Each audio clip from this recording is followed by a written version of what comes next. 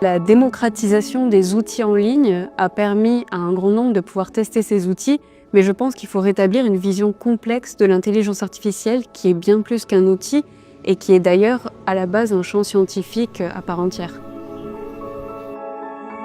L'œuvre que je présente à la Conciergerie s'intitule Chimera. C'est une installation qui mêle jeux vidéo et sculpture pétrifiée. Donc dans cette œuvre, il y a vraiment un dialogue entre des chimères créées avec une intelligence artificielle, donc des animaux un petit peu étranges, qui vivent dans un écosystème qui est lié à la carte graphique de l'ordinateur.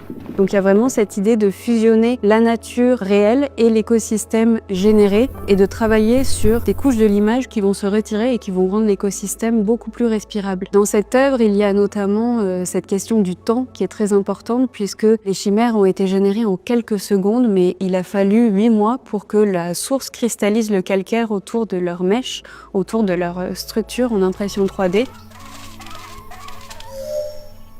Donc pour moi, il y a quelque chose dans l'intelligence artificielle qui dépend vraiment du temps. Ce qui m'intéresse, c'est pas du tout l'optimisation, mais au contraire en faire un temps long, qui est le temps de la création. Dans mon travail, j'essaye de rendre le processus de création et notamment l'apprentissage de la machine toujours visible.